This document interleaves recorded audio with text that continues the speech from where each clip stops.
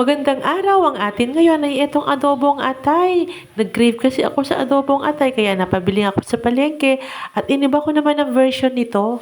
At ready na nga itong ating lulutuing adobong atay. Ayan ang atay, nilalagyan natin ito ng bell pepper, ng carrots, panggisa na sibuyas at ang bawang. Gaya nga ng sabi ko, ibahin natin ang version nito. Maglalagay tayo dito ng bell pepper at carrots. At hindi na natin ito patatagalin. Umpisa na natin ang magluto. Dito nga sa aking kawali, ayan, naglagay nga ako dito ng kaunting mantika at saka ko naman pinagsabay nilagay dito yung bawang at sibuyas.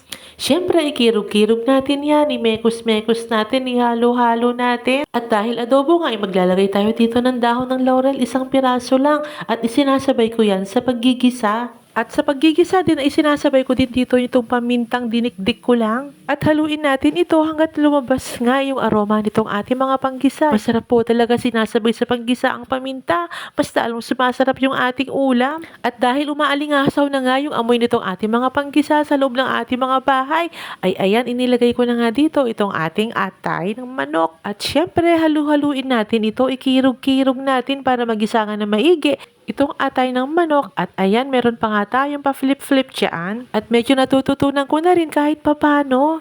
Pagkatapos naman ng pagkirog-kirog natin dyan, ayan, tinimplahan ko na nga ito ng oyster sauce. Saka ko ulit binalibaliktad na naman ng ganyan, o diba? Kahit papano, alam ko na. Siyempre, hindi rin mawawala dito ang toyo. At maglalagay na rin tayo dito ng suka. Mabilis lang din naman maluto itong atay ng manok. At ayan, konting galaw-galaw at tatakpan natin ito para maluto nga itong atay. At naglagay na rin ako dyan ng seasoning granules, konti lang pampalasa.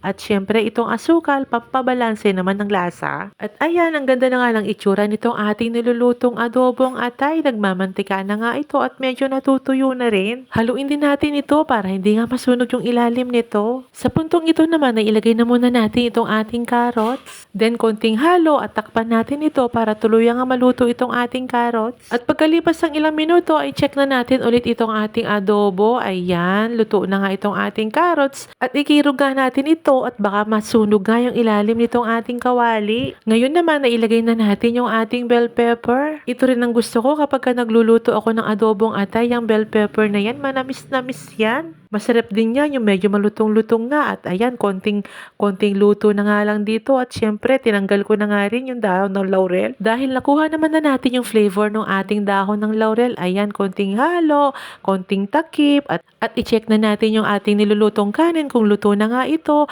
At ayan, perfect na nga yung pagkaluto nitong ating kanin. Sigurado mapaparami na naman tayo ng kain nito. At yung ating adobong atay, balikan na natin. At ayan, konting halo at baka masunog na nga. At ayan, luto na nga itong ating adobong atay. O ayan, isalin na natin ito sa ating palangganita para tayo kakain na. O ano pang inaantay nyo? I-ready na yung isang kalderong kanin para tayo kumain. O diba, ganito ako mag-adobo ng atay. Nilalagyan ko nga ng bell pepper at carrots para naman may kakaibang texture tayong makain gaya nga nitong carrots at itong bell pepper. O siya, hanggang dito na lang. Maraming salamat sa panonood. See you next vlog. Bye-bye. Kain tayo. Ang tamis ng bell pepper.